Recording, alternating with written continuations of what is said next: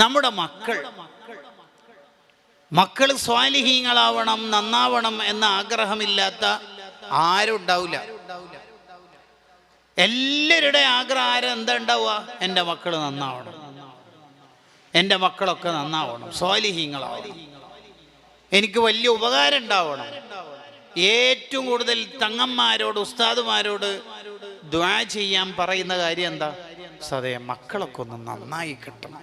എല്ലാവരുടെയും ആഗ്രഹം. അതിനെ അയിമ്മത്ത് പഠിപ്പിച്ച ഇമാമുമാർ പഠിപ്പിച്ചെന്ന റൂട്ടിത ഞാനിതാ വായിച്ചു തുടങ്ങുന്നു. ബിസ്മില്ലാഹിർ റഹ്മാനിർ റഹീം. അൽഹംദുലില്ലാഹില്ലദീ ഖലഖ കുല്ല ശൈഇൻ ഫഅഹ്സന ഖൽഖഹു വതർതീബ വഅദ്ദബ നബിയഹു മുഹമ്മദൻ സ്വല്ലല്ലാഹു അലൈഹി വസല്ലം ഫഅഹ്സന തഅദീബ വസക്ക ഔസാഫഹു വഅഖ്ലാഖഹു ثم اتخذه صفيه وحبيبا ووفق للاقتداء به من أراد تهذيبا وحرم عن التخلق بأخلاقه من أراد التخبيب وصلى الله على سيدنا محمد سيد المرسلين وعلى آله الطيبين الطاهرين. ഈ കിതാബിൻ്റെ ബർക്കത്ത് കൂടി കിട്ടാൻ അതിൻ്റെ ആമുഖം വായിച്ചു എന്ന് മാത്രം. ഇനി നമ്മൾക്ക് വിഷയത്തിലേക്ക് കടക്കാം. ഇഅ്ലം, അറിയണം, അന്ന ത്വരീഖം ഫീ റിയാദത്തി സ്വിബ്യാനി മിൻ അഹമ്മിൽ ഉമൂരി വ ഔഖദിഹ. മക്കളെ നന്നാക്കുക, തർബിയത്ത് ചെയ്യുക എന്ന് പറഞ്ഞാൽ വളരെ പ്രധാനപ്പെട്ടതും വലിയ ടാസ്കുമായൊരു കാര്യമാണ്. അങ്ങോട്ട് വളർന്നോളൂ എന്ന് വിചാരിക്കരുത്. പിള്ളേരെല്ലാം അങ്ങ് വളർന്നോളൂ, അങ്ങനൊരു വിചാരമുണ്ട് പൊതുവെ രക്ഷിതാക്കൾക്ക്. അതിൽപ്പെട്ട ഒരു കാര്യമാണ് ഇസ്ലാമിൽ വളരെ പ്രധാനപ്പെട്ട ഒരു തിയറിയാണ് വലിയവരെ ബഹുമാനിക്കുക, ചെറിയവരോട് കരുണ കാണിക്കുക എന്നുള്ളത്. ഇങ്ങനെ ചെറിയവരോട് കരുണ കാണിക്കാത്ത, വലിയവരെ ബഹുമാനിക്കാത്തവൻ എന്നിൽപ്പെട്ടവനല്ല എന്ന് നബി സല്ലല്ലാഹു അലൈഹി വസല്ലം പറയുന്ന ഹദീസുണ്ട്. ഈ ഹദീസിന്റെ അർത്ഥം എന്തല്ല? ചെറിയവരോട് കരുണ എന്ന് പറഞ്ഞാൽ പിള്ളേർ കുറച്ച് ഉറങ്ങിക്കോട്ടെ, സോപ്പിയല്ല നിസ്കരിച്ചവരെ നോമ്പത്തിന് ഇപ്പോഴേ എടുപ്പിക്കണത്. അങ്ങനെ ലിബറലായി അവരെ വളർത്തലല്ല കുട്ടികളോടുള്ള കരുണ കാണിക്കൽ എന്ന് ഷെയ്ഖ് സൈനുദ്ദീൻ മഖ്ദൂം റളിയല്ലാഹു അൻഹു അഥവാ വലിയ മഖ്ദൂം റളിയല്ലാഹു അൻഹു അവിടുത്തെ ശറഹു മുഖ്തസരി ശുഅബുൽ ഈമാൻ എന്ന ഗ്രന്ഥത്തിൽ എഴുതി വെക്കുന്നുണ്ട്. പല രക്ഷിതാക്കളും എന്താ വിചാരിക്കുക? പിള്ളേരല്ലേ, കുട്ടികളാകുമ്പോൾ അങ്ങനത്തെ മോഡൽ ഡ്രസ്സൊക്കെ ഉണ്ടാവില്ലേ, കുറച്ചൊക്കെ കളിച്ചോട്ടെ അങ്ങനെ വിചാരിക്കരുത്. കുട്ടികളെ അവരുടെ പാട്ടിന് വിടലല്ല കുട്ടികളോടുള്ള കരുണ കാണിക്കൽ. പിന്നെ അവരെ നരകത്തിൽ നിന്ന് രക്ഷപ്പെടുത്തലാണ് കുട്ടികളോടുള്ള കരുണ എന്ന് പറയുന്നതിൻ്റെ ഏറ്റവും പ്രധാനപ്പെട്ട പാർട്ട് വരുന്നുണ്ട്. അത് വസ്വബിയു അമാനത്തുൻ ഇൻദ വാലിദൈഹി. കുട്ടി എന്ന് പറയുന്നത് അത് സ്വബി എന്ന് പറഞ്ഞാൽ യശ്മിലു ദഖറ വൽ ഉൻസ, ആണായാലും പെണ്ണായാലും കുട്ടികൾ നമ്മുടെ അടുത്ത് അള്ളാഹു തന്ന സൂക്ഷിപ്പ് സ്വത്താണ്. അള്ളാഹുവിൻ്റെ ചോദ്യം ഉണ്ടാവും, ഞാൻ നിനക്ക് സൂക്ഷിക്കാൻ തന്ന സ്വത്തിനെ നീ മര്യാദയ്ക്ക് സൂക്ഷിച്ചിട്ടുണ്ടോ, അല്ല കൈമോശം വരുത്തിയിട്ടുണ്ടോ, പാഴാക്കിയിട്ടുണ്ടോ എന്ന ചോദ്യം വരുമെന്ന് സയ്യിദുനാ റസൂലുള്ളാഹി സ്വല്ലല്ലാഹു അലൈഹി വസല്ലം. വഖൽബുഹു ത്വാഹിർ ജൗഹറത്തുൻ നഫീസത്തുൻ സാജിദത്തുൻ ഖാലിയത്തുൻ മിൻ കുല്ലി നഖ്ഷിൻ വസൂറത്തിൻ.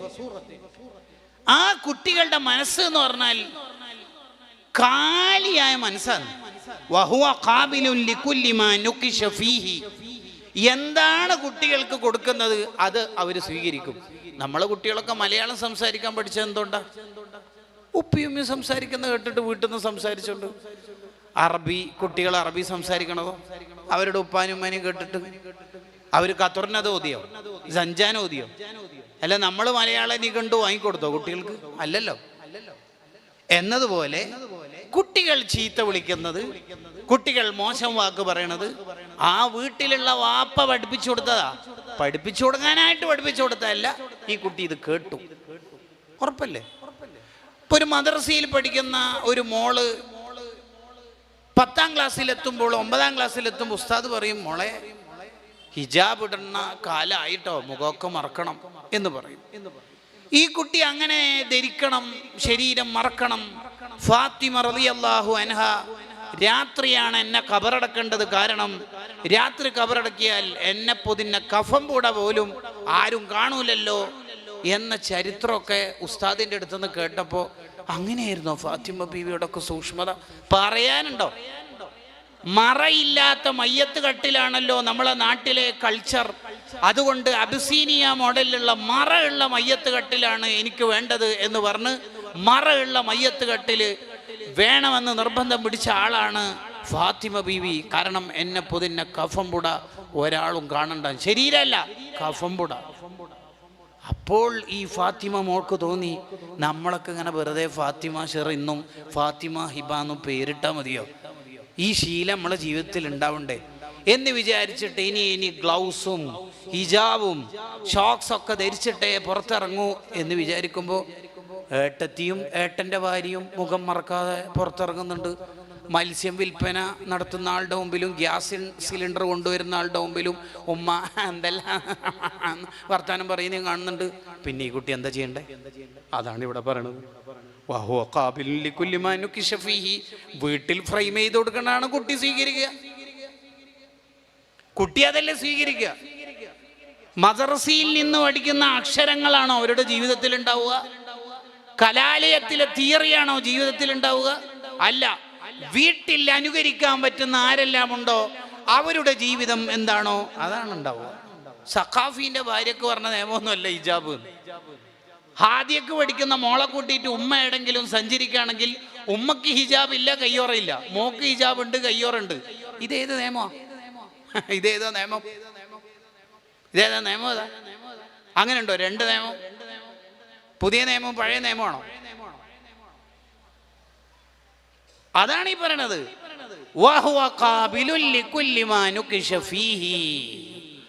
ആ കുട്ടിയുടെ മുമ്പിൽ വരച്ചു കൊടുക്കുന്ന മുഴുവൻ ചിത്രങ്ങളായിരിക്കും ആ കുട്ടിയുടെ കാലിയായ ഹൃദയത്തിലേക്ക് ചെന്ന് പതിക്കുക.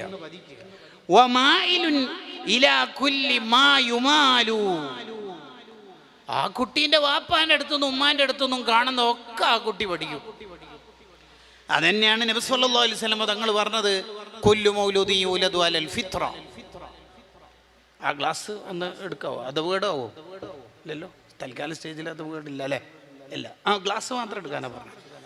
ഈ ഗ്ലാസ് എന്നാ പറയുന്നത് കുല്ലു മൗലൂദിൻ യൂലദു അലൽ ഫിത്ര. ഏതൊരു കുട്ടിയും ജനിക്കുമ്പോൾ എന്തും സ്വീകരിക്കാൻ പറ്റുന്ന ഭാഗത്തില്ലേ ഈ ഗ്ലാസ്സിൽ മുന്തിരി ജ്യൂസ് ഒഴിക്കാം, ഈ ഗ്ലാസ്സിൽ തന്നെ ചുടുവെള്ളം ഒഴിക്കാം, ഈ ഗ്ലാസ്സിൽ തന്നെ മൂത്രം ഒഴിക്കാം അല്ലേ?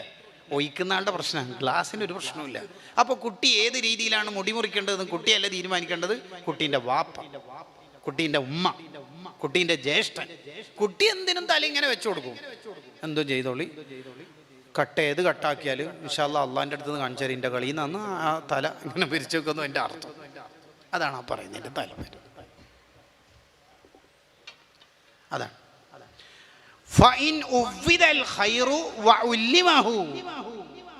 നന്മയാണ് പരിശീലിപ്പിക്കുന്നതെങ്കിൽ നന്മയാർന്ന ജീവിതമായിരിക്കും കുട്ടിക്ക് ഉണ്ടാവുക. ആ കുട്ടി ദുനിയാവിലും ആഖിറത്തിലും വിജയിക്കും. കുട്ടി മാത്രമല്ല,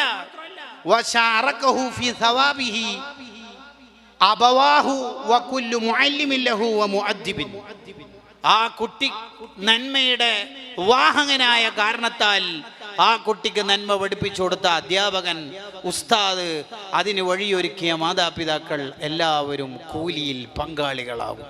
ശരിക്കും പറഞ്ഞാൽ ഒരാൾക്ക് തോനെ കുറേ ഇബാത്തില്ലെങ്കിലും ഒരു 4-5 മക്കൾക്ക് നന്മ പഠിപ്പിച്ചു കൊടുത്ത ആ കൂലി തന്നെ മതി, ആ നന്മ തന്നെ മതി.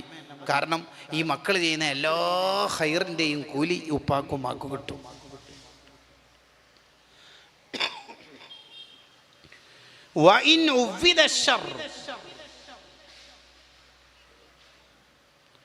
ഇനി ആ കുട്ടി തെറ്റ് പഠിക്കുന്ന രീതിയിലാണ് ഉപ്പായുടെയും ഉമ്മായുടെയും ജീവിതം.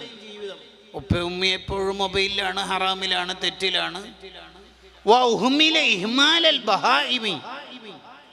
എപ്പോഴെങ്കിലൊക്കെ ഉറങ്ങിക്കോട്ടെ, എപ്പോൾ എഴുന്നേറ്റാൽ എന്താ കുഴപ്പം എന്ന വിചാരത്തിൽ മൃഗങ്ങൾ ജീവിക്കുന്ന ഒരു ഫീലിംഗ് ആണ് ആ വീട്ടിലുള്ളതെങ്കിൽ ഷഖിയ വഹലക, ആ കുട്ടി പരാജയപ്പെടും, ആ കുട്ടി നശിച്ചു പോകും. വകാനൽ ബിസ്റു അലാ ഖയ്യിമിഹി വവലിയിഹി, വാപ്പാക്കും ഉമ്മാക്കും കുട്ടിയെ വളർത്തുന്നവർക്കും ആയിരിക്കും അതിൻ്റെ കുറ്റം ഉണ്ടാവുക. അതാണ് അള്ളാഹു സൂറത്തു തഹ്രീമിലൂടെ പറഞ്ഞത്, യാ അയ്യുഹല്ലദീന ആമനു ഖൂ അൻഫുസകും വഅഹ്ലീകും നാറാ, നിങ്ങളും നിങ്ങളുടെ മക്കളെയും അഹ്ലുകാരെയും നരകത്തിൽ നിന്ന് രക്ഷപ്പെടാൻ ആവശ്യമായ പണിയെടുക്കണം എന്ന് പറഞ്ഞാൽ അല്ലിമു ഔലാദക്കും, നിങ്ങളെ മക്കൾക്ക് ഇൽമു കൊടുക്കണം. വഅദ്ദിബുഹും, അവരെ അദബ് പഠിപ്പിക്കണം, അവർക്ക് അദബ് നൽകണം, അവർക്ക് അദബ് നൽകണം, അവർക്ക് മര്യാദകൾ പഠിപ്പിച്ചു കൊടുക്കണം. എന്നിട്ട് നമുക്ക് മനസ്സിലാവുന്ന ഒരു ഉദാഹരണം പറയാം. വഇദാ കാനൽ അബു യസൂനുഹു അന്നാരി ദുനിയ, നമ്മുടെ മക്കൾക്ക് പെട്ടെന്ന് ഗ്യാസ് സിലിണ്ടർ പൊട്ടിത്തെറിച്ചിട്ടോ അല്ലെങ്കിൽ അടുപ്പിലുള്ള തീ പെട്ടെന്ന് നമ്മളെ മോളെ തട്ടത്തിനോ ഷാളിനോ ചുരിദാറിനോ പിടിച്ചാലോ ഉമ്മ ഉടനെ ആ കുട്ടിക്ക് തീ പൊള്ളലേൽക്കുന്നതിന് മുമ്പ് രക്ഷപ്പെടുത്തൂലേ? യെസ്. എങ്കിൽ ഫഅന്നാരിൽ ആഖിറതി ഔല, നരകത്തിലേക്ക് പോകാതിരിക്കാനുള്ള പണി എന്തായാലും എടുക്കണ്ടേ? എന്താ സുബീക്ക് വിളിക്കാത്തത്? പിള്ളേരല്ലോ സാർ, കുറച്ച് ഉറങ്ങിക്കോട്ടെ, ആകെ 12 വയസ്സല്ലേ ആയിട്ടുള്ളൂ. എത്ര വയസ്സായി? 12. എത്ര വയസ്സ് മുതലാണ് നിസ്കരിക്കാൻ കൽപ്പിക്കേണ്ടത്? 7. നമ്മളെ നാട്ടിലുള്ള 90% ആൾക്കാരുടെയും വിചാരം ഇതൊക്കെ ഇങ്ങനെ വെറുതെ അങ്ങോട്ട് പറയുന്നതാണെന്നാ. മുറുസ്സബിയ ബിസ്സലാത്തി ഇദാ ബല 7 സിനീൻ, 7 വയസ്സായാൽ നിങ്ങൾ കുട്ടികളെ നിസ്കാരം കൊണ്ട് കൽപ്പിക്കണം. വൽ അംറു ലിൽ വുജൂബ്, കൽപ്പിക്കണം എന്ന് പറയുന്ന കൽപ്പന നിർബന്ധത്തിന്റെ കൽപ്പനയാണ് എന്ന് പറഞ്ഞാൽ ഉപ്പാക്കും ഉമ്മാക്കും ഈ കൽപ്പന നടത്തൽ നിർബന്ധമാണ്. വതർക്കുൽ വാജിബി മഅസിയത്തുൻ, അങ്ങനെ കൽപ്പിക്കാതിരുന്നാൽ കുട്ടികൾ ഉറക്കത്തുനിന്ന് വിളിക്കണില്ല, നിസ്കരിക്കാൻ പരിശീലിപ്പിക്കണില്ല, ഓരോ വഖത്തിനും പറഞ്ഞാലേ ആ കുട്ടി നിസ്കരിക്കുള്ളൂ എങ്കിൽ ആ അർത്ഥത്തിൽ കുട്ടിനെ വളർത്തുന്നില്ല, കൽപ്പിക്കുന്നില്ല എങ്കിൽ മഅസിയത്തുൻ, ആ വാപ്പി ഉമ്മയും ചെയ്യുന്നത് കടുത്ത ഹറാമ. വൽ ഇസ്റാറു അലൈഹ, നിരന്തരമായി ഹറാമ ചെയ്യുമ്പോൾ മുസ്ഖിത്തുൽ അദാലത വ മുസ്ബിത്തുൽ ഫിസ്ഖ വഹും ഫാസിഖൂൻ, ആ ഉപ്പിയും ഫാസിഖീങ്ങളാവും. നിങ്ങൾ കേൾക്കുന്നുണ്ട് ബാക്കി? ആ ഉപ്പിയും ഫാസിഖാവും. ആ ഉപ്പ എത്ര പഠിച്ച ആളായാലും ശരി പഠിക്കാത്ത ആളായാലും ശരി 7 വയസ്സ് മുതൽ കുട്ടിയെ നിസ്കരിക്കാൻ കൽപ്പിക്കാത്ത വാപ്പയും ഉമ്മയും ഫാസിഖീങ്ങളാവും. എന്തുകൊണ്ട്? നിരന്തരം ഹറാമ ചെയ്യലേ, നിരന്തരം ഹറാമ ചെയ്യലേ. ഇങ്ങനെ ഫാസിഖീങ്ങളായ ആൾക്കാർ ആയിരക്കണക്കിന് ആള് സദസ്സിലുണ്ടെങ്കിലും അവർ സാക്ഷി നിന്നാൽ ആ സദസ്സിൽ നടക്കുന്ന നിക്കാഹ് സ്വഹീഹാവുന്നതല്ല.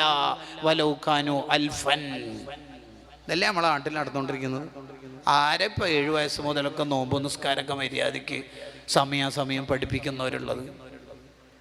ഷെഹറാനിമാൻ പറഞ്ഞ പോലെ ചിലർ ഉമ്മാനെ ഏൽപ്പിക്കല. അതാ ആയിഷ എല്ലാം ഏൽപ്പിച്ചനെ, ഫീസ് എന്തൊക്കെ വേണമെങ്കിൽ ഞാൻ GPay ചെയ്യട്ടോ, മക്കളെ കാര്യമൊക്കെ ഞാൻ അള്ളാനോട്. ഇതെന്താ കൊട്ടേഷൻ പണിയാവും? അതൊന്നും പറ്റൂല, പറ്റൂല. ഉമ്മാനെ കൊണ്ട് ചെയ്യേണ്ട പണി ഉമ്മ ചെയ്യണം, വാപ്പാനെ കൊണ്ട് ചെയ്യേണ്ട പണി വാപ്പ ചെയ്യണം. അത് ഉമ്മാനെ ഏൽപ്പിക്കലല്ല നമ്മൾ ചെയ്യേണ്ട നിലപാട് എന്ന് ഇമാം ഷെഹറാനി റളിയല്ലാഹു അൻഹു 100-600 കൊല്ലം മുമ്പ് എഴുതി വെച്ചിട്ടുണ്ട്.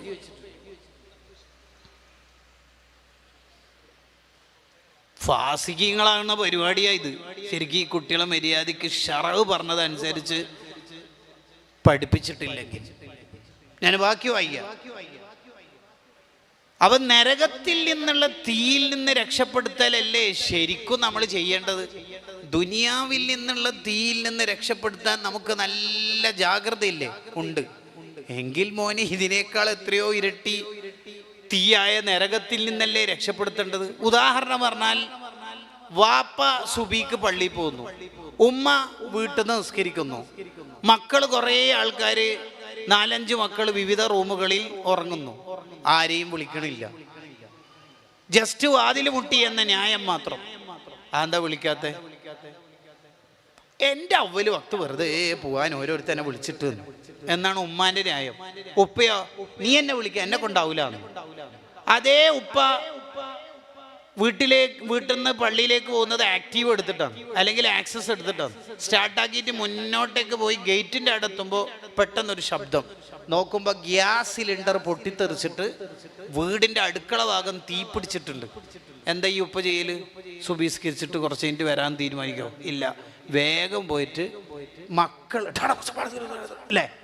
എന്താ കാരണം? ഈ തീ പിടിക്കുന്നുണ്ട് അല്ലേ? ഈ തീ ശരിക്കും ഗ്യാസ് സിലിണ്ടറിൻ്റെ തീയും അടുപ്പിലുള്ള തീയും അള്ളാഹു എന്തിനാ സൃഷ്ടിച്ചത്? നഹ്നു ജഅൽനാഹ തദ്കിറ, നരകം ഓർമ്മിക്കാൻ വേണ്ടിയിട്ടാണ് ഇവിടുത്തെ തീ സൃഷ്ടിച്ചതിൻ്റെ താല്പര്യം. അള്ളാഹ്ക്ക് ഇപ്പോൾ ഇവിടെ തീ സൃഷ്ടിച്ചിട്ട് എന്തിനാ? നരകം എന്നിട്ടൊരു സാധനമുണ്ട്, അത് ഇവിടെ കണ്ടാൽ സാമ്പിൾ കണ്ട ഓർമ്മ വരാൻ വേണ്ടിയിട്ടാണ് അല്ലേ? ഈ തീയിൽ നിന്ന് സംരക്ഷിക്കുന്ന നിനക്ക് ശരിക്ക് സംരക്ഷിക്കേണ്ടത് ഫഅന്നാരില്ലാഖിറത്തിയാവൂല, നരകത്തിൽ പോകുകയല്ലേ ചെയ്യുന്നത് നിസ്കാരം ഖളാക്കിയാൽ?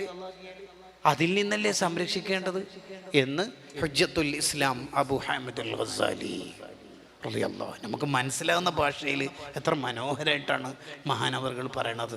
അള്ളാഹു അവിടുത്തെ ദർജ വർദ്ധിപ്പിക്കട്ടെ. അവിടുത്തെ ബർക്കത്തുകൊണ്ട് അള്ളാഹു നമ്മളെ ഈ മക്കളെയൊക്കെ സ്വാലിഹീങ്ങളാക്കട്ടെ. ഇതൊരു ആമുഖാണ്, ശരിക്കും ഈ കിതാബിൻ്റെ ഒരു ആമുഖാണ് എന്നാണ് എൻ്റെ ഭാഷ. ഇനിയാണ് നമ്മൾ ചെയ്യേണ്ട ഓരോ കാര്യം നമ്പർ ഇട്ടിട്ട് പറയണത്. വസ്വിയാനത്തുഹു, എങ്ങനെയാണ് കുട്ടികളെ നരകത്ത് നിന്ന് രക്ഷപ്പെടുത്തേണ്ടത്? ബിഅൻയുഅദ്ദിബഹു വയുഹദ്ദിബഹു വയുഅല്ലിമഹു മഹാസിനൽ അഖ്ലാഖ്. ആദ്യം കൊടുക്കേണ്ടത് കുട്ടികൾക്ക് സൽസ്വഭാവം നൽകണം. നമ്മളെ മക്കളെ സ്വഭാവം നല്ല സ്വഭാവമായിരിക്കണം. അതിന് ഉമ്മാനോട് ഉപ്പാനോട് ദേഷ്യം പിടിക്കുന്നതൊന്നും കുട്ടികൾ കാണാൻ പാടില്ല. അഥവാ നിങ്ങൾക്ക് ദേഷ്യം പിടിക്കണമെന്ന് തോന്നുന്നുണ്ടെങ്കിൽ കുട്ടികൾ സ്കൂളിൽ പോയി 10 മണി കഴിഞ്ഞാൽ റൂമിൻ്റെ ഉള്ളിൽ പോവുക, ദേഷ്യം പിടിച്ചിട്ട് ഒരു 3:30-3:45 പുറത്തിറങ്ങാം. എന്നിട്ട് മക്കളെ രണ്ടാളും കൂടി സ്വീകരിക്കാം. എന്തെല്ലാം നോക്കട്ടെ, ഇനി ദേഷ്യം പിടിക്കണമെങ്കിൽ പിറ്റേന്ന്, സ്കൂളില്ലാത്ത ദിവസം ദേഷ്യം പിടിക്കാതിരിക്കുക. തമാശയിലൂടെ ഒരു കാര്യം പറഞ്ഞത് നിങ്ങളോട് എന്ന് പറഞ്ഞാൽ, മക്കളെ മുമ്പിൽ നിന്ന് ഒരിക്കലും അത്തരത്തിലുള്ള വർത്തമാനങ്ങളൊന്നും പറയരുത്. ഹുസ്നുൽ ഖുൽഖ് നമുക്കുണ്ടാവണം. അർശിൻ്റെ തണല് കിട്ടുന്ന ഒരു വിഭാഗമാണ് സൽസ്വഭാവികൾ. സൽസ്വഭാവികൾക്ക് അള്ളാഹു കൊടുക്കുന്ന ഏറ്റവും വലിയ പ്രത്യേകത, സൽസ്വഭാവം എന്ന് പറയുന്ന നന്മ മീസാനിൽ വെച്ചാൽ അതിന് വലിയ ഭാരമായിരിക്കും എന്ന് നബിയുനാ റസൂലുള്ളാഹി സ്വല്ലല്ലാഹു അലൈഹി വസല്ലം. ചിലർക്ക് കുറേ ഇബാദത്ത് ഉണ്ടാവും, പക്ഷേ ഭയങ്കര ചൂടനായിരിക്കും. ചൂടെന്ന് പറഞ്ഞ പേരും ചൂടൻ. അയാൾ ഒരു മീറ്റിങ്ങിനൊക്കെ ഉണ്ടെങ്കിൽ എല്ലാവരും മുട്ട് വേർക്കും. അയാൾ വരുമ്പം തന്നെ ഭാര്യക്കൊക്കെ പേടിയാവും, അല്ല പുലി വരുന്നുണ്ടല്ല, നാസ്തായിട്ടില്ലല്ല. അതിന് മൂപ്പര് അഭിമാനത്തോടെ പറയുകയും ചെയ്യും, ഞാൻ ക്ലാസ്സിൽ കയറിയാൽ പിള്ളേർ വിറക്കും, ഞാൻ വീട്ടിൽ കയറിയാൽ പിള്ളേർ അതൊരു പെരുമ്പാമ്പ് കയറിയാലും അങ്ങനെ തന്നെ എല്ലാവരും പിള്ളേരെല്ലാം വറക്കൂലേ? അങ്ങനെയൊന്നും ആവാൻ പറ്റില്ല. ഇസ്ലാം പറയുന്നുണ്ടല്ലോ വളരെ മനോഹരമായി, ഫൈലുൽ ഖദീറിലും തൈസീറിലും തുഹ്ഫത്തുൽ ഇബാദിലൊക്കെ വിശദീകരിക്കുന്നുണ്ട്. എന്താ പറയുന്നത്? ഇസ്ലാമിലെ ഏറ്റവും മോശം ആള് ആരാണ്, ഏറ്റവും നല്ല ആൾ ആരാണ് എന്ന് വിലയിരുത്തുന്ന ഒരു ചർച്ചയുണ്ട് കിതാബിൽ. ഏറ്റവും നല്ല ആൾ ഇസ്ലാമിൽ ഭാര്യയോട് മക്കളോടൊക്കെ നല്ല സ്വഭാവമുള്ള ആള്. ഏറ്റവും മോശമായ ആൾ ആരാ ഇസ്ലാമില്? കുടുംബക്കാരൊക്കെ ഒന്നിച്ചിരുന്ന് നല്ല രസത്തിൽ ചിരിച്ച് തമാശയൊക്കെ പറയുമ്പോൾ ഇയാൾ വരുമ്പം തന്നെ അവരുടെ ചിരി മൊത്തം സ്റ്റോപ്പായി, പേടിയായി. അയാളാണ് ഏറ്റവും മോശം ആള്. അങ്ങനെ ആരെങ്കിലും നമ്മളെ സദസ്സിലുണ്ടെങ്കിൽ ആ സ്വഭാവം അങ്ങോട്ട് മാറണം. ഞാൻ വരാന്തയിലൂടെ നടന്നാ മതി. എന്ത് എന്ത് എന്ത് എന്താ ഈ പറയണത്? ഇപ്പൊ പറഞ്ഞു വന്നത്, നമ്മളെ സ്വഭാവം നല്ല സ്വഭാവമാക്കുക. നമ്മളെ മക്കളെ സ്വഭാവം നല്ല സ്വഭാവമാവും. അതാണ് ആദ്യം വേണ്ടത്. ഒഴിച്ചു വെച്ച. രണ്ടാമത്തത് ഇമാമിന്റെ ഇബാറത്തിന്റെ നേരെ പതിപ്പാണിത്. മോശം കൂട്ടുകാരിൽ നിന്ന് കുട്ടികളെ മാറ്റി നിർത്തണം, സംരക്ഷിക്കണം. കാരണം അൽ മർഉ അലാ ദീനി ഖലീലി, കൂട്ടുകാരടുത്തു നിന്നാണ് എല്ലാ മക്കളും പഠിക്കല്. അപ്പൊ ഏത് ക്യാമ്പസിലാണ് പറഞ്ഞേക്കേണ്ടത് എന്ന് നമുക്കൊരു കാഴ്ചപ്പാടുണ്ടാവും. വെക്കേഷനാ, നമ്മളെ മക്കളെ എവിടെയാണ് കൊണ്ടുവിടേണ്ടത് എന്ന് നമുക്കൊരു നിലപാടുണ്ടാവണം. നമ്മളെ മക്കൾ ആരുടെ കൂടെയാണ് കൂട്ടുകൂടുന്നത് അതിനനുസരിച്ച് നന്നാവും ചെയ്യും, മോശവും ചെയ്യും. അനിൽ മർഇലാ തസ്അൽ ഫസല്ലൻ ഖരീനിഹി എന്നാണല്ലോ. എന്താ അങ്ങനെ പറഞ്ഞാല്, നിങ്ങൾക്ക് ഒരാളെ കുറിച്ച് അന്വേഷിക്കണമെങ്കിൽ അയാൾ എങ്ങനെയുണ്ട് എന്ന് ചോദിക്കുന്നതിനേക്കാൾ ഏറ്റവും ബെറ്റർ അയാളെ കൂട്ടുകാരൊക്കെയാണ് എന്ന് ചോദിച്ചാൽ മതി. നിങ്ങളെ മകൾക്ക് ഒരു ഭർത്താവിനെടുക്കണം, അതിന് നിങ്ങൾ എന്താ ചെയ്യേണ്ടത്? ആ ചെറുക്കൻ്റെ പേര് ഫവാദ് എന്നോ ഫയാസ് എന്നോ അല്ലെങ്കിൽ റിയാസ് എന്നോ ഒക്കെ ആയിരിക്കും. അവൻ എങ്ങനെയുണ്ട് എന്ന് ചോദിക്കുന്നതിനേക്കാൾ ഏറ്റവും ബെറ്റർ ഫസല്ലൻ ഖരീനിഹി, അവൻ്റെ കൂട്ടുകാരെ കുറിച്ച് ചോദിക്കുക. അവൻ്റെ കൂട്ടുകാരൊക്കെയാണ്? കുറേ ബിദഅത്തുകാരാണ്. പോയി പല നല്ല നല്ല കുട്ടികളും എന്തുകൊണ്ടാണ് മോശം ലോകത്തേക്ക് പോകുന്നത്? ഖത്തറിലേക്ക് പോകുമ്പോൾ ചെല്ലിയ ബദർ മൗലിദ് വരുമ്പോൾ ഷിർക്കാലുണ്ടല്ലോ ചിലയാൾക്ക്. എന്തുകൊണ്ടാ? റൂമിൽ 2 വഹാബികളുണ്ട്, അതിൻ്റെ കാരണം. അല്ലാതെ ദോഹ എയർപോർട്ടിൽ നിന്ന് ജിബിരിയിലുമായി 10 മിനിറ്റ് സംസാരിച്ചപ്പോൾ മൗലിദ് കഴിക്കൽ മുമ്പ് പതിവില്ല, അത് കിട്ടിയിട്ടാണോ? അല്ല, സംഭവം അതല്ല. 2 കൂട്ടുകാർ സ്വീപ്പാക്കി. ചില ആൾക്കാർക്കുണ്ടല്ലോ പെട്ടെന്നൊരു കള്ളത്തൊരീക്കത്തൊക്കെ വരിക, പുതിയ തൊരീക്കത്ത്. ഞാനിപ്പോൾ അടുത്ത് ഒരു പ്രസംഗം കഴിഞ്ഞിട്ട് തിരിച്ചു വരുമ്പോൾ ഒരു ചെറുപ്പക്കാരൻ, ഭയങ്കര മുടിയൊക്കെ ഉള്ള ഒരു ചെറുപ്പക്കാരൻ ഓടി വന്നിട്ട് എൻ്റെ അടുത്ത് വന്നിട്ട് പറഞ്ഞു, ഉസ്താദേ, ഉസ്താദിൻ്റെ പ്രസംഗത്തിൽ മൊത്തം എല്ലാവരോടും പറഞ്ഞു കൊടുക്കണം, ഷെയ്ഖില്ലാണ്ട് ജീവിക്കാൻ കഴിയില്ല എന്ന് പറയണം. ഉസ്താദാറ്റ് അത് പറഞ്ഞു കൊടുത്തിട്ടില്ലെങ്കിൽ ഉസ്താദ് ആഖിറത്തിൽ കൊടുക്കും, വലിയ കുറ്റക്കാരനാവും. ഞാൻ പറഞ്ഞു, എനിക്ക് ഇത്രയും ഇൽമുണ്ടെങ്കിൽ നീ എന്നെ വയല് പറഞ്ഞൂടെ? വെറുതെ ഓരോരുത്തരെ സ്വീപ്പാക്കാൻ. കണ്ടോ? അങ്ങനെ കുറേ വാദങ്ങളുമായി സാധാരണക്കാർ ഇതുവരെ വിശ്വസിച്ച രീതിയും നടപ്പിലാക്കിയ രീതിയും അബദ്ധമാണെന്ന് തോന്നിപ്പിക്കും വിധത്തിലുള്ള കുറേ വാദങ്ങൾ എന്തുകൊണ്ടാണ് ചെറുപ്പക്കാരിലും ചെറുപ്പക്കാരികളിലും വന്നുപെടുന്നത്? അവരുടെ കൂട്ടുകാർ മോശക്കാരാകുന്നുണ്ടാണ്. അപ്പോൾ നമ്മളെ മക്കൾ സുന്നത്തെ അമായത്തിൻ്റെ പ്രവർത്തകരാവുക. നമ്മളെ മക്കൾ ദീനിൻ്റെ ചിട്ടയിലുള്ള കൂട്ടുകാരുടെ കൂടെയാവുക. എങ്കിൽ നമ്മളെ മക്കൾ നന്നായി കിട്ടും. മൂന്നാമത്തത് വലാ യുഅവ്വിദുഹു തനഉമ വതസയ്യുന. ഇത് വളരെ പ്രധാനമാണ് പുതിയ കാലത്ത് പ്രത്യേകിച്ചു. കുട്ടികൾക്ക് ഒരിക്കലും പ്രൗഢിയും പത്രാസും പഠിപ്പിച്ചു കൊടുക്കരുത്. മുന്തിയ ഇനം മാത്രം വസ്ത്രം, മുന്തിയ ഇനം ഫുഡ്, എല്ലാം മുന്തിയത് മാത്രം എടുത്തു കൊടുത്ത് പഠിപ്പിച്ചാൽ ആ കുട്ടി മോശാവും. നോക്കണം, عن معاذ بن جبل رضي الله عنه أن رسول الله صلى الله عليه وسلم لما بعث به إلى اليمن قال إياي والتنعم فإن عباد الله ليسوا بالمتنعمين. ഇമാം അഹ്മദ് റളിയല്ലാഹു അൻഹു തന്റെ മുസ്നദിൽ ഉദ്ധരിക്കുന്ന ഹദീസ്. അള്ളാഹുവിന്റെ ഒറിജിനൽ അടിമകൾ മുആദേ സുഖലോലുപതയിൽ ജീവിക്കുന്നവരല്ല. അങ്ങനെ നമ്മളെ മക്കളെ പരിശീലിപ്പിക്കരുത്. ഞാൻ എൻ്റെ മക്കൾക്ക് മുന്തിയത് മാത്രമേ എടുത്തു കൊടുക്കുള്ളൂ. സദാ ഈ പെരുന്നാക്ക് പള്ളിയിൽ പോകുമ്പോൾ ഒരു ഡ്രസ്സ്, പിന്നെ വേറൊരു ഡ്രസ്സ്, പിന്നെ ഇന്നൊരു കല്യാണം ഉണ്ടാവും, എല്ലാവരും പച്ച, നാളെ എല്ലാവരും ചുവന്നത്, മറ്റന്നാൾ എല്ലാവരും യെല്ലോ. ഇങ്ങനെ മുന്തിയത് മാത്രം പഠിപ്പിച്ചു കൊടുത്താൽ പിന്നെ ഈ കുട്ടി ഞങ്ങൾ എന്ത് കിതാബ് ഓതിപ്പിച്ചാലും കുട്ടി നന്നായി കിട്ടൂല. കാരണം ആ കുട്ടി ദുനിയാവിൻ്റെ ആളായി മാറും. പഠിച്ചു വെച്ചോ, ആ കുട്ടി ദുനിയാവിൻ്റെ ആളാവും. ആ കുട്ടിക്ക് ഒരു ലളിത ജീവിതം ഇനി ജീവിക്കാൻ കഴിയൂല. കാരണം എന്തുകൊണ്ട്? ആ കുട്ടി വലിയ ലോകത്ത് മാത്രം ജീവിച്ചു പോയി. അതൊരിക്കലും സംഭവിക്കരുത്.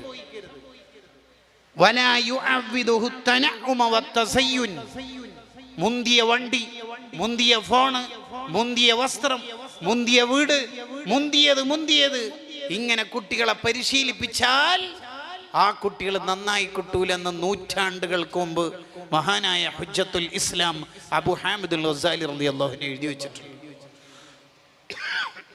നബി സല്ലല്ലാഹു അലൈഹി വസല്ലം തങ്ങൾ ഫാത്തിമ ബീവിക്ക് എന്താ പഠിപ്പിച്ചു കൊടുക്കുക? വാപ്പ കൈനോക്ക് പൊട്ടിയിട്ടുണ്ട് അടുക്കള പണിയെടുത്തിട്ട്, ഒരടിമയെ തരാവോ? നബി സല്ലല്ലാഹു അലൈഹി വസല്ലം തങ്ങൾക്ക് കൊടുക്കാൻ സൗകര്യം കഴിവൊക്കെ ഉണ്ട്. എന്നിട്ടും മോള് 33 സുബ്ഹാനല്ലാഹ് അൽഹംദുലില്ലാഹ് 34 അല്ലാഹു അക്ബർ ഉറങ്ങാൻ നേരത്ത് ചൊല്ലിക്കോളി എന്നാ പഠിപ്പിച്ചു കൊടുത്തു. റസൂലുള്ളാഹിന്റെ മക്കളെയും പേരക്കുട്ടികളൊക്കെ തങ്ങൾക്ക് ഇഷ്ടപ്പെട്ട എല്ലാവർക്കും തങ്ങൾ എന്താ കൊടുത്തത്? ആഖിറ കൊടുത്തത്, ദുനിയാവല്ല. അത് നമ്മൾ പഠിക്കണം. അതുകൊണ്ടാ സർവമഹാന്മാരും മഹബത്തിനെ കുറിച്ച് കിതാബ് എഴുതുമ്പോൾ അവർ പറഞ്ഞു, മഹബത്തിന് ധാരാളം അടയാളമുണ്ട്. സ്വലാത്തല്ലല്, ഖുർആൻ ഓതല്, അഹ്ലു ബൈത്തിനെ സ്നേഹിക്കല്, മദീനയിലെത്താൻ ആഗ്രഹിക്കല്, നബി സല്ലല്ലാഹു അലൈഹി വസല്ലം തങ്ങളുടെ സുന്നത്തിലെടുക്കല്, ഇങ്ങനെയൊക്കെ പറഞ്ഞ് ലാസ്റ്റ് അവരെത്തും. എന്താ എത്തല്? അലമുഹ വഅജല്ലുഹ. ഏത് അടയാളം ഉണ്ടെങ്കിലും ഇല്ലെങ്കിലും ഏറ്റവും പ്രധാനപ്പെട്ട അടയാളം ദുനിയാവിനോട് ഇഷ്ടമില്ലാതിരിക്കലാണ്. ഇപ്പൊ എല്ലാവരും മഹബത്ത് നമുക്ക് സ്വന്തം ഉണ്ട് എന്ന് വാദിക്കുന്ന ആഷിക്കും ആഷിക്കാത്താവുന്ന കാല. മൻ കദബ അലയ്യ മുതഅമ്മിദൻ, എൻ്റെ പേരിൽ കളവ് പറഞ്ഞാൽ എന്ന് പറഞ്ഞാൽ അവിടെ ഹദീസിലെ ഹർക്കത്ത് തെറ്റിയാൽ തന്നെ അതിൽ പെടുന്ന മഹാന്മാർ പറഞ്ഞത്. എന്നിട്ടല്ലേ ഈ കള്ള മഹബത്തിന്റെ വാദങ്ങളൊക്കെ. എല്ലാവർക്കും മഹബത്തുണ്ട് എന്ന് വാദങ്ങൾ ഇങ്ങനെ വാദിക്കൊണ്ടിരിക്കുക. അയാൾ ഭയങ്കര പ്രവാചക സ്നേഹിയാണ്. എനിക്കറിയോ അയാൾക്ക് പ്രവാചക സ്നേഹം ഉണ്ടോ ഇല്ലയോ? ഉസ്താദേ, ഉസ്താദിൻ്റെ പ്രസംഗം കേട്ടിട്ട് എനിക്ക് ഭയങ്കര മഹബത്താണ്. അങ്ങനെ പറഞ്ഞെങ്കിൽ മഹബത്ത് എന്ന് പറയുന്ന ഈ ബാത്ത് ഖൽബിയ ഇബാത്തല്ലേ? അത് നമുക്കുണ്ടോ ഇല്ലയോ നമുക്ക് എങ്ങനെ മനസ്സിലാവുക?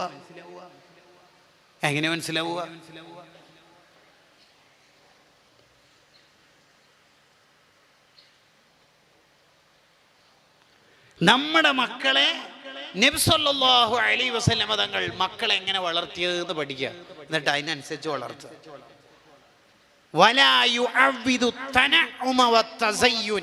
കുട്ടികൾക്ക് ഒരിക്കലും പ്രൗഢിയും പത്രാസും വലിപ്പം ഉണ്ടാക്കി കൊടുക്കരുത്. അത് കൊടുക്കാത്തതുകൊണ്ട് പല സ്ഥാപനങ്ങളെയും സഹായിക്കുന്ന ഹാജിയാമാരുടെ മക്കൾ, ആ ഹാജിയാമാര് മരിച്ചു കഴിഞ്ഞാൽ മക്കള് അഥവാ സഹായിച്ചാൽ തന്നെയും അതിൻ്റെ ഒരു ഹുങ്ക് കാണിക്കുന്ന എന്തുകൊണ്ടാ? അത് താഴോട്ടേക്ക് ഇറങ്ങാൻ ആ കുട്ടിയേക്ക് ഉപ്പ പഠിപ്പിച്ചു കൊടുത്തിട്ടില്ല. അതാണ് പ്രശ്നം. അവർ ചിലപ്പോൾ 2 തക്കാഫുലിൻ്റെ ക്യാഷൊക്കെ ഏൽപ്പിക്കും. റിസിപ്റ്റ് വാട്സപ്പ് ചെയ്താൽ മതി, ഇങ്ങനെ ഭയങ്കര സംസാരിക്കും, ഒരു രക്ഷയില്ലാത്ത. ആ ഗേറ്റ് കീപ്പറായ വയസ്സം കാക്കാനോട് ചൂടാവും ചെയ്യും. എന്താ മനുഷ്യയുടെ സമയമായില്ലേ എന്ന് പറഞ്ഞ് ചൂടാവും ചെയ്യും. ഇസ്ലാമിലെ എമ്പതി മാത്രം, സിമ്പതിയും എമ്പതി രണ്ടും പാടമാണ്. അതാണ് നബി സല്ലല്ലാഹു അലൈഹി വസല്ലം തങ്ങൾ അബൂദർ തങ്ങളെ വിളിച്ചിട്ട് പറഞ്ഞത്, ഔസാനി ഖലീലി സല്ലല്ലാഹു അലൈഹി വസല്ലം ബിസബ്ഇൻ. അതിന്റെ പറയുന്നുണ്ടല്ലോ, മുസ്നദ് അഹ്മദിലും സ്വഹീഹ് ഇബ്നു ഖുസൈമയിലൊക്കെ കാണാം, അമറനി ബിഹുബ്ബിൽ മസാകീൻ വദ്ദുനുബി മിൻഹും. മോനെ അബൂദർറെ, പാവങ്ങളെ നല്ലോണം സ്നേഹിക്കണം, പാവങ്ങളുടെ കൂടെ ഇരിക്കും വേണം.